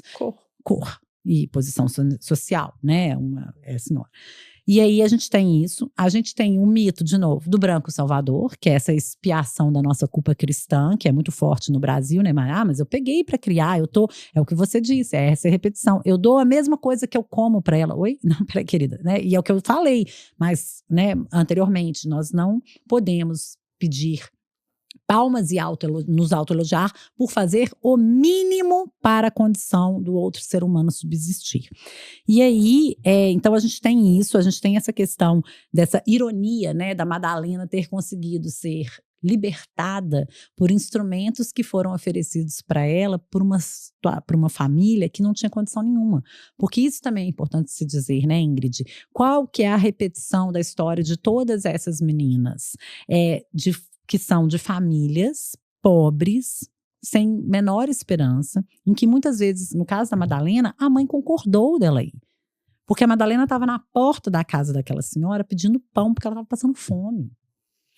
Então, a gente tem uma repetição disso, essa de 72 anos, a gente tem uma do Sul, a gente tem várias na Bahia. A Bahia é o estado que mais resgatou trabalhadoras domésticas no Brasil, tá? E todas as histórias se repetem. Meninas de origem muito humilde, que diante da desesperança completa de um futuro, fazem com que suas próprias mães e famílias as entreguem para outra família numa esperança de um futuro melhor. Ou meninas que, sendo violentadas, né, física, sexualmente dentro de casa, fogem dessa família. E aí é como você bem disse, né? Elas são vulneráveis demais a qualquer migalha de afeto que lhes é oferecida. E como elas são normalmente incluídas na infância dentro dessa situação, dessa relação, e naquela relação elas recebem pelo menos comida, né? Talvez, uma comida, ainda que não seja a mesma da casa, aquilo para elas dá uma concepção torta e desconexa do que é afeto. É impressionante, assim, E é isso que as aprisiona para sempre, exatamente, né, Ingrid? Um sentimento de gratidão por uma coisa que, na verdade, é só uma repetição da exploração. E tem primeiro, né, é uma condição que vem de um aprisionamento afetivo do outro. E isso me chama muito a atenção, mas que nós... primeiro, eu gosto muito dessa sua fala de a gente tem que parar de pedir palmas, a gente não tá fazendo mais que a nossa obrigação. Concordo 100%, não tô fazendo. Na minha casa, a gente tem a Madalena, ela se chama Madalena. E a Madalena, ela trabalha na minha casa, enfim, ela exerce a função de empregada doméstica. E ela, muitas vezes, ela chega e fala, você me trata como igual. Eu faço, Madalena, você é igual. Qual é a nossa diferença? Mas você é branca e eu sou preta. Somos iguais. A gente tem uma diferença única e exclusiva de cor. O que isso me torna melhor ou pior do que você? Absolutamente nada. Então, nós precisamos de fato, pensar esse lugar. Você teve uma fala que você fez alguns minutos atrás, e que também me conecto muito com ela, é de saber primeiro que nós ocupamos um lugar extremamente privilegiado. A gente lida com questões relacionadas ao gênero, que é uma dificuldade sim. É um espaço que muitas vezes nos coloca em situações de vulnerabilidade, de violência, sim.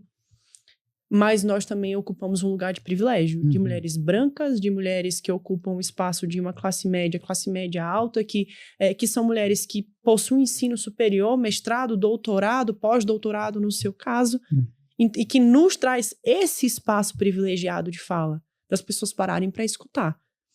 E a gente precisa, de fato, refletir, porque só o fato de você ter uma escuta já te coloca num lugar de privilégio. Porque a não escuta também é uma forma de sujeição. E isso acho que é importante que a gente reflita sobre os espaços que nós ocupamos em nossos lugares, porque é quase também como se, mas ela está lá sendo submetida a uma condição análoga de escrava, ou sofrendo ali, sendo escravizada dentro daquele espaço, e ela não fez nada. Mas ela sabe que ela está... porque há um desconhecimento que vem de uma falta de instrução, sabe, Lívia? E que a gente... É quase como se eu impusesse à vítima o dever de fazer algo para romper essa condição análoga à escravidão.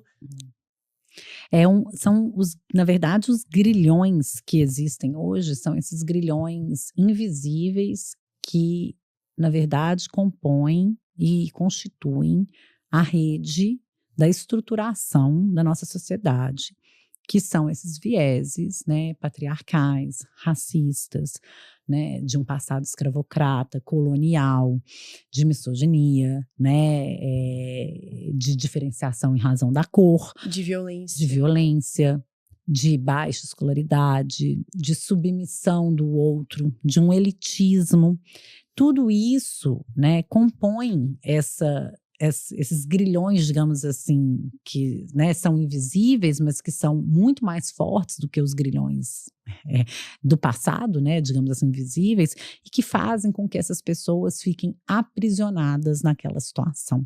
Uma pessoa, Ingrid, que imagine você, né? Uma menina de 8 anos de idade que sofre violência física dentro do seu pai, a ponto de você se tornar surda, cuja mãe, né, tem que ser arrimo de família, mas está naquela situação de extrema pobreza e miséria, não vendo outra esperança, entrega essa criança para uma professora de escola que vai arrumar uma família onde ela vai ser criada. Né? Como que essa pessoa, como é que a gente, enquanto sociedade, pode exigir que essa pessoa se reconheça como vítima, se ela sequer, se a gente, enquanto sociedade, não está permitindo que ela se reconheça sequer como cidadã. Como ser humano. Como ser humano, como pessoa, né? Então, a gente precisa romper esses grilhões de todos os lados. Quando eu falo a gente, é a gente enquanto sociedade. Sim. Né? É o que eu falei, a gente falou lá no início, é a autocrítica, é nos colocarmos nos nossos lugares, né? Ocuparmos, mas sem fazer uma coisa...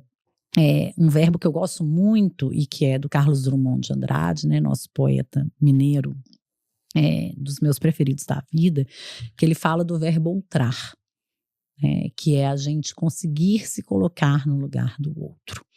Enquanto a gente não conseguir se outrar, ainda que a minha posição seja, né, de mulher branca privilegiada, se eu não conseguir enxergar naquele outro o meu espelho, a gente não vai conseguir evoluir enquanto sociedade. Perfeito, perfeito. Lívia, eu confesso que são falas fortes, assim, realmente, e que me tocam. É um espaço que para mim é muito... Eu tô sendo repetitiva, mas é porque realmente são falas que me fazem sentir um senso de propósito de por que fazer o podcast, porque a gente... enfim, colocar essa energia para poder abrir espaços para esse tipo de discussão.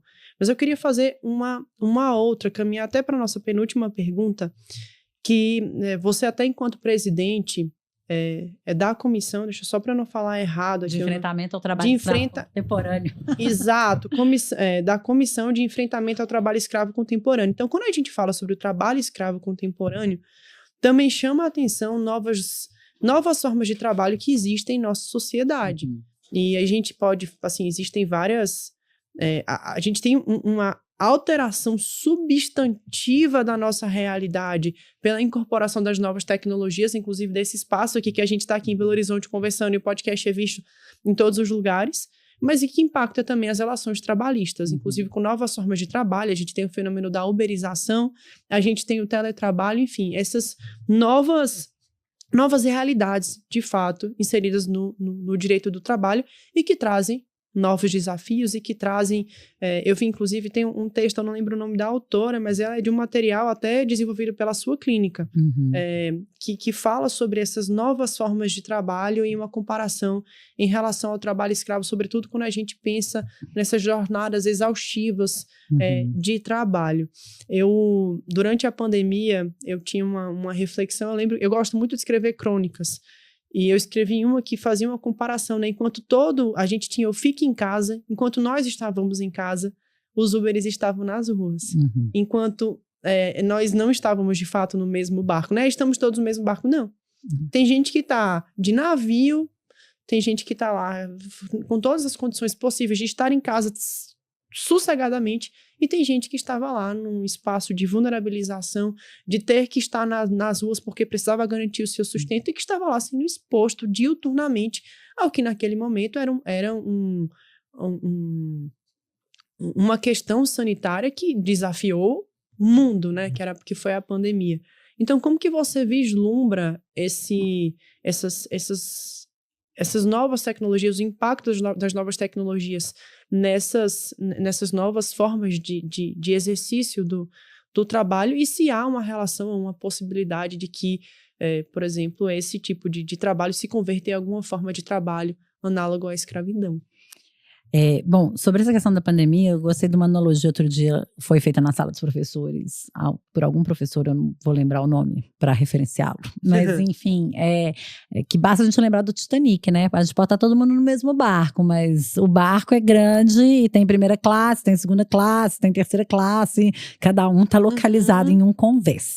Então vão ter aqueles que vão se salvar e os que não vão se salvar. Exatamente. E dito isso, basta lembrar que na pandemia a primeira pessoa que morre no Brasil é uma trabalhadora doméstica negra que cuidava da sua patroa, que voltou da Itália com Covid. E a patroa se salvou e ela não. E lembrar também do caso do menino Miguel, que, né, vem a morrer, caindo do prédio em que a mãe, empregada doméstica, né, foi trabalhar durante a pandemia, e ele estava sozinho enquanto ela estava passeando com o cachorro e a patroa estava fazendo as unhas. Enfim, acho que isso diz muito sobre não estarmos no mesmo barco. Né? Ou estarmos no mesmo barco, mas em convéses, né, diferentes. Bom, dito isso, Ingrid, eu vou fazer assim, uma data massíssima vênia com vários doutrinadores, juristas e pessoas que eu considero assim, amigas, que eu dialogo cotidianamente sobre essa questão das novas tecnologias e principalmente do que a gente chama de uberização do trabalho ou plataformização do trabalho, e uma possibilidade disso também ser considerado trabalho em condições análogas à escravidão. Primeiro que eu acho o seguinte, a gente tem que diferenciar a jornada exaustiva que está colocada, né, ali no artigo 149 do Código Penal, ela é uma jornada exaustiva capaz de gerar a configuração do crime de trabalho em condições análogas à escravidão.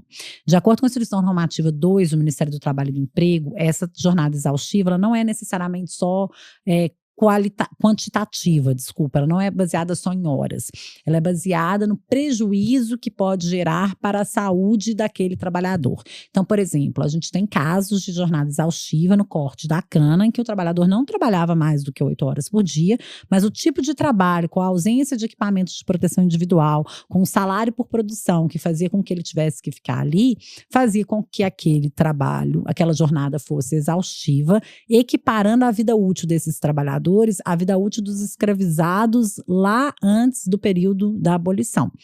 E contabilizando, de acordo com um estudo da Unifesp, à época, 21 mortes por exaustão nos canaviais do interior de São Paulo. Então, a gente está falando desse tipo de jornada exaustiva. E por que eu estou frisando isso muito bem, Ingrid? Porque como a gente lida na prática com casos, e desde 2015, a clínica existe desde 2015, então desde 2015 a gente já atendeu mais de 270 trabalhadores, né, vítimas de trabalho escravo e tráfico de pessoas, a gente está com mais de 80 ações trabalhistas ajuizadas, e muitos dos nossos casos se referiam a jornadas exaustivas de trabalho. A gente já tem uma grande dificuldade de traduzir para o Poder Judiciário, né, e conseguir uma condenação de trabalho em condições análogas à escravidão, nesses casos que nitidamente se referem a trabalho em condições análogas à escravidão. Todos esses casos que eu te contei, desse moço que estava dormindo lá ao relento, veja você, né, a gente tem uma discussão que é levada para Supremo Tribunal Federal para discutir se aquilo é ou não é indigno a ponto de gerar trabalho em condições análogas à escravidão. Então eu tenho uma preocupação muito grande, muito derivada talvez no amor que eu tenho pelas palavras, né, e das sutilezas das concepções linguísticas que são enraizadas nos lexos, né, das nossas palavras, principalmente no direito. Eu tenho a seguinte leitura disso. A gente está falando, quando a gente fala de uberização e plataformização, de uma evidente precarização do trabalho. A gente precisa de alguma forma pensar na regulamentação, na proteção desses trabalhadores e ampliação da esfera protetiva do direito do trabalho para eles. A gente tem que falar disso. A gente pode até, em alguns casos, chegar à conclusão que aquela jornada exaustiva ou aquelas condições de trabalho a quais eles são submetidas são degradantes e, portanto, configuram trabalho em condições análogas ao escravo. Mas eu não me permito generalizar. E eu não acho que a gente está trabalhando a favor da construção e do combate, da erradicação ao trabalho escravo, se a gente generaliza. A gente, pelo contrário, pode estar caindo na armadilha, digamos assim, né, daqueles que a gente conversou lá atrás. De esvaziamento conceitual. Do Romero, né? Do Romero Jucá. De esvaziamento do conceito. Porque aí a gente vai cair na armadilha deles. Então agora vocês estão tudo... tudo para vocês agora é trabalho escravo. Não é, querido. Não é. Não é. Existe um limite semântico aqui que a gente sabe que a gente está trabalhando. Então, assim, eu tenho uma preocupação muito cara com... como que a gente vai definir e interpretar isso. Eu não gosto, embora, tá? Eu sei que tem pessoas de peso, doutrinadores, pessoas que eu respeito absurdamente, com as quais eu dialogo, da mesma forma que eu estou dialogando aqui com você, né? Respeitosamente. Eu não acho que a gente contribui para a erradicação do trabalho escravo. Eu preciso primeiro fortalecer esse conceito. Eu preciso tirar o trabalhador lá do interior do Pará, que está dormindo ao relento, da condição de trabalho em condições análogas à escravidão, e eu preciso desenhar e provar e estabelecer que aquilo ali é trabalho em condições análogas à escravidão. Depois disso, talvez, né, a sociedade esteja preparada para uma discussão à frente, mas eu acho que, por enquanto, essas generalizações são complicadas. Lívia, sua fala, eu tenho uma forma muito semelhante à sua de pensar, apesar de que não é o objeto da minha área de pesquisa, da minha área de estudo. Então, digamos assim, a densidade, e esse é o objetivo do podcast, a gente trazer pessoas que têm propriedade, que pesquisam, para poder desmistificar o assunto mesmo, para a gente parar de ficar reproduzindo fake news, parar de ficar adotando discursos fáceis que são falaciosos, que são mentirosos e que não contribuem dentro do meu olhar, para um caminhar social, evolutivo, da gente pensar em como a gente pode melhorar enquanto sociedade, garantir direitos, enfim, para a gente caminhar, de fato, um caminhar pensando prospectivamente. Então, primeiro que só o fato assim, de falar, Ingrid, olha, com todas as vênias e respeitando quem pensa diferente, eu penso assim, isso é algo muito positivo, a gente precisa, eu venho batendo nessa tecla inúmeras vezes, a gente precisa reaprender a conversar com quem pensa diferente. Precisa mesmo. E discordar, porque, veja, ok, nesse ponto a gente concorda, mas você discorda de outras pessoas inseridas no seu ambiente de pesquisa que tem um olhar diferente sobre a questão. E tá tudo bem. Cada um que apresente o seu ponto de vista, que apresente as suas razões argumentativas, e vamos lá, vamos dialogar, e vamos ver o que vai sair aqui do nosso diálogo. Então, esse é um ponto da gente reaprender a conversar, reaprender a sentar numa mesa, igual a gente tá aqui desenvolvendo no podcast, sentar numa mesa, olhar para o outro e falar assim, o que você pensa sobre isso daqui? Márcia, eu penso sobre isso aqui. Isso aqui eu não sabia, que legal, porque hoje eu já saí daqui com vários aprendizados que eu não tinha antes da gente sentar nessa conversa. Com certeza. Então a gente precisa ocupar esse espaço e também... e a gente precisa parar de ficar pregando só para convertido, né, Ingrid? Pelo amor de Deus. Porque eu falar para o meu público que já concorda comigo, é isso. E se eu não souber, eu costumo dizer isso muito para os meus alunos, principalmente, né, assim, os jovens de 20 e poucos anos, que a gente... Sou eu, tô brincando. Mas você foi minha aluna, né? A gente precisa, às vezes, a gente precisa saber, e eu sou uma pessoa, né, assim, eu gesticulo, eu falo não sei o quê, eu sou uma pessoa muito passional, mas a gente precisa, às vezes, saber baixar o tom, né? Saber suavizar a nossa fala para que a gente possa ser ouvido e escutado, né? Não adianta a gente ficar batendo de frente. Por isso que eu gosto muito dos dados, por isso que eu acho que as pesquisas que a gente tem feito na clínica e essa experiência também que a gente fornece, principalmente para os alunos, de lidar no dia a dia diretamente com as vítimas, ela é riquíssima, porque ela faz com que, né, ela nos obriga a sair da nossa zona de conforto, ela nos obriga a dialogar com o outro que não pensa igual. E aí a gente às vezes precisa baixar o tom da voz, né? Repensar as palavras, e é por isso que eu te falei que eu tenho muito cuidado e muito amor pelas palavras, e eu não costumo usá-las em vão, porque eu acho que as palavras elas têm um poder enorme. Demais. Então, dependendo de como a gente souber colocá-las, a gente pode talvez plantar uma sementinha na cabeça daquela pessoa mais refratária à concepção de existência de trabalho em condições análogas à escravidão. Eu falo que se eu conseguir, né, convencer um aluno meu que está ali sentado, falando assim, essa pessoa está viajando na maionese, mas ele pelo menos a refletir diferente, eu já cumpri meu papel de educadora. A gente compactua desse mesmo olhar e eu digo que o nosso papel enquanto professores, e professoras nesse caso, não é impor verdades, mas de promover novas reflexões. Se um aluno sair de uma sala de aula refletindo sobre algo que até então era uma verdade pré-estabelecida dentro da sua formação social, eu já cumpri o meu papel, porque ele já começou a repensar aquilo que até então era uma verdade inquestionável. E esse é o nosso lugar dentro da educação, de promover reflexões, não é? O objetivo do podcast aqui não é doutrinar absolutamente seu ninguém, é refletir. A gente traz dados, a gente levanta questões, você apresenta o seu ponto de vista, eu apresento o meu, e a gente está aqui promovendo reflexões. As pessoas participam, comentam, e assim a gente vai caminhando juntos dentro de um espaço de reflexão, Lívia. E que para mim é muito caro, para mim é muito importante que a gente, inclusive, de ter convidados, e convidada no seu caso, comprometida com esse espaço de horizontalização do conhecimento. Porque quando a gente horizontaliza, quando a gente se comunica de uma forma que seja compreensível ao outro, a gente confere a possibilidade do outro refletir conosco. Porque a gente pode usar a linguagem, muitas vezes nós utilizamos a linguagem como instrumento de distanciamento. De, ao invés de inclusão, de exclusão. De dizer, olha, você aqui, se você não me entende, você sequer é capaz de dialogar comigo. Então, essa coisa de não falar só com o convertido, mas é não falar só com quem está aqui na pesquisa também, com quem está na área do direito. Vamos falar com todo mundo, gente. Vamos conversar, que coisa gostosa que é conversar, e a gente faz isso tão pouco. É verdade. Então, isso eu costumo dizer que o conhecimento, ele não pode ser em si mesmado, né? A gente produzir conhecimento para si mesmo.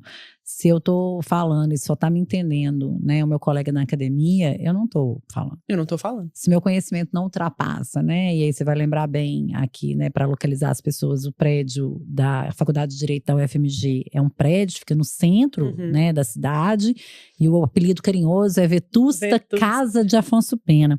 E eu costumo dizer que se o conhecimento que a gente produz dentro do prédio da Vetusta Casa de Afonso Pena não alcança as ruas, ele é um conhecimento que não serve para nada.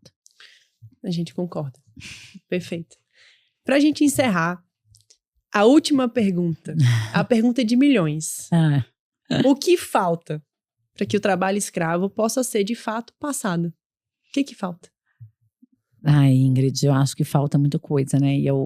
Mas eu tenho planos, porque eu sou uma pessoa teimosa e esperançosa, né? Eu gosto daquela fala do Ariana Suassana, né? Que o otimista é um tolo, o pessimista é um chato, bom mesmo é ser um realista. Como é que é? O bom mesmo é ser um… Ai, meu Deus. Enfim, é um realista… Depois eu vou olhar aqui. Não, a gente pode pesquisar aqui. Pesquisa aí, Ingrid, enquanto eu falo, por favor. Porque eu acho que ele define bem, assim, o que eu penso. E o que acontece? Eu acho que a gente tem que ter planos a curto, médio e longo prazo para a erradicação do trabalho escravo no Brasil. A curto prazo, né, é isso mesmo, é realista e esperançoso, é isso. O otimista é um tolo, o pessimista um chato, bom mesmo é um ser realista e esperançoso. E eu me considero uma realista e esperançosa sempre, né, na vida. Eu quero conservar esse olhar. Eu disse que se algum dia eu desistir, né, e virar uma pessimista, eu não, né, já posso largar o meu trabalho. Ou se algum dia eu deixar de me sensibilizar com as questões também, eu acho que isso, né, quer dizer que acabou, chegou no fim da linha. Mas enfim, o que eu penso então, né, nesses planos de curto, médio e longo prazo? Em curto prazo, a gente precisa de fazer o que já tem sido feito nos últimos anos, intensificar a disseminação de conhecimento, falar sobre o assunto, dar visibilidade à causa, o governo continuar investindo nos operativos de trabalho, de resgate dessas pessoas, né? Vai ter concurso para auditor fiscal do trabalho, mais 900 pessoas, isso já vai ajudar bastante. Mas além desses concursos, a gente precisa também de dar para a Auditoria Fiscal do Trabalho e para os grupos especiais de fiscalização móvel, que são formados também pelos membros do Ministério Público do Trabalho, Ministério Público Federal, Defensoria Pública da União e polícias militares, federal e Rodoviária Federal, a gente precisa dar instrumentos e capacidade para que essas pessoas, esses servidores públicos, de fato, consigam servir à sociedade, né, e resgatar essas pessoas. E a gente precisa também, nesse curto/médio prazo, de pensar urgentemente em políticas públicas de reinserção dessas pessoas na sociedade. E aí a gente vai para o médio e longo prazo, que é o que eu penso. A gente tem identificado, eu já falei aqui, né, várias vezes, a gente sabe de onde vêm essas pessoas, a gente sabe qual é a sua origem, a gente sabe qual é o perfil, a gente sabe quem são as pessoas que estão vulneráveis. A gente precisa, então, voltar aos olhos a esses locais de origem, não os locais onde eles estão sendo resgatados, e pensar em saneamento básico, acesso à educação, moradia digna, alimentação, tudo isso que compõe as bases de uma vida digna e que são o que na verdade vai impedir que essas pessoas, se vendo numa situação de vulnerabilidade, pobreza e miséria extrema, se ofereçam para aquele tipo de trabalho diante da desesperança completa de outra realidade. Então a gente precisa, né, de cumprir esses objetivos a curto, médio e longo prazo para que a gente possa erradicar definitivamente o trabalho escravo. Não é só resgatando. Eu vou voltar na primeira frase que eu comecei o podcast, né? A gente tem que encontrar uma maneira de acabar definitivamente com o 13 de maio de 1888. E a gente só vai conseguir isso se a gente fizer uma discussão séria, enquanto sociedade, enquanto governo, de como é que a gente vai não só resgatar essas pessoas, mas como é que a gente vai permitir que elas de fato exerçam o seu direito de liberdade, mas principalmente o seu direito de cidadania. Então é isso, Cris. É muito, muito perfeita a sua fala. Eu confesso que eu não tenho absolutamente nada a acrescentar, porque talvez não, com certeza a sua fala ela alcança as várias dimensões do enfrentamento de uma questão complexa. E é isso que a gente precisa tomar consciência e se preocupar de que a saída não é uma resposta rápida, simples, fácil, não se resolve com é isso ou é aquilo. Não, não é assim. Para a gente enfrentar problemas complexos que se prolongam ao longo de centenas de anos, a gente precisa entender as várias dimensões que constituem o trabalho escravo contemporâneo, que afetam vidas que são uma realidade, não foi algo que ficou lá em 1888, é uma realidade que afeta vidas, que ofende direitos e, acima de tudo, que tenta retirar, porque é incapaz de retirar, já que é uma condição, mas um elemento substantivo da nossa existência, que é a nossa dignidade, que é a nossa capacidade de nos olhar no espelho e nos enxergar como seres humanos, e não como objetos que podem ser jogados de um lado para o outro, que são quantificáveis, que são apenas objetos, né? Objetos que a gente pode simplesmente descartar. E então, Lívia, muito obrigada pela participação, muito obrigada pelas reflexões, por tanto conhecimento, por de fato um episódio que para mim é emblemático aqui no Bar de Café, um episódio muito, muito rico de muitas formas. Cientificamente, humanamente, tem uma coisa assim que você fala sobre, não, meus alunos estão lá lidando com as vítimas, porque antes da gente pensar em bons profissionais, a gente tem que pensar em excelentes seres humanos. A gente não pode perder a nossa capacidade de enxergar o humano à nossa frente, que sente, que tem suas questões, que tem seus desafios. Quando a gente perde a capacidade, que é o que você traz, né, do verbo outrar, de se colocar no lugar do outro, a gente também perdeu uma dimensão humana nossa fundamental, que é de conexão com o ser humano.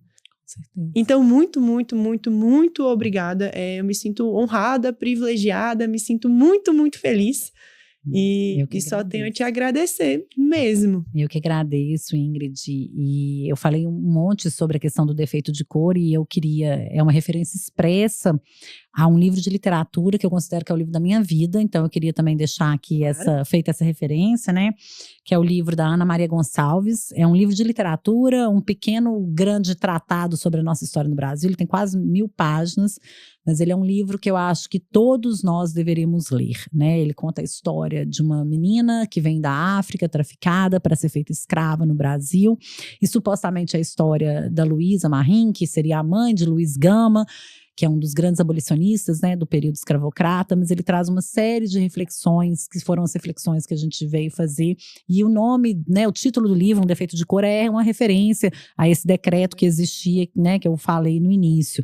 E só para encerrar mesmo, para te agradecer de uma forma bonita, literária, porque como eu disse que eu acredito no poder das palavras, né, e eu sou uma pessoa do direito, mas eu acredito que a letra fria da lei, né, pode ser de alguma forma um pouco mais calorosa quando ela é transformada, e que a gente tem que ir além, né, só do juridiquês, para trazer então, né, um pouquinho de literatura. A Ana Maria Gonçalves, ela começa o livro dela contando que aquele livro é fruto de serendipidades, e serendipidades é uma palavra de origem inglesa, né, serendipity, e que significa, ela é muito mais, as pessoas costumam traduzir como mero acaso, mas ela é muito mais do que o acaso.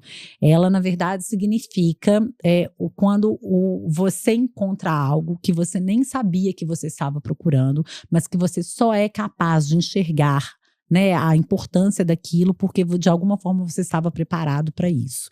E aí eu queria dizer que o nosso reencontro é uma dessas serendipidades da vida, né? A gente se reencontrou depois de quase uma década, né, de você formada, e que agora a clínica existe e tudo mais, mas isso só foi possível, né? Esse encontro tão belo, e só foi possível da gente enxergar a beleza desse encontro em razão das serendipidades que constituem a nossa vida, e que eu espero continuem formando, né, esses encontros que são muito mais do que um mero acaso. Ai, gente, Lívia é apenas maravilhosa. Eu com essas, obrigada, Ingrid. De verdade, muito obrigada mesmo pela generosidade, e levo do podcast vários ensinamentos.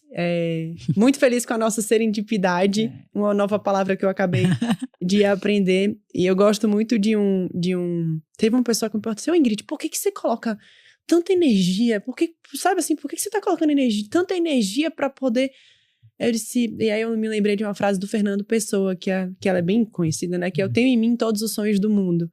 E eu sou uma pessoa que acredito em outras pessoas sonhadoras, e era uma referência que eu tinha de você na faculdade. Disse: gente, a Lívia, ela tinha uma capacidade de olhar a gente como estudante, que eu disse, então, que sorte a minha de poder convidá-la para poder viver esse sonho comigo, que é de a gente usar esse espaço no digital, usar a educação como, de fato, um instrumento emancipatório, para que outras Madalenas possam sair, sabe, assim, usar a educação, aquele pouquinho que ela tinha para conseguir sair de um espaço de vulnerabilidade, para que outras pessoas, por meio da educação, também possam ter a sua vida transformada como você transformou a minha na época da faculdade. Bom, fico feliz. Muito obrigada, professora. Com isso a gente encerra aqui o nosso episódio do podcast. Eu vou lembrar que eu vou deixar o @ da clínica por favor, gente, de trabalho escravo, que a professora Lívia coordena, também o Instagram dela, tudo vai estar certinho na legenda. E a gente se vê no próximo episódio. Tchau! Tchau.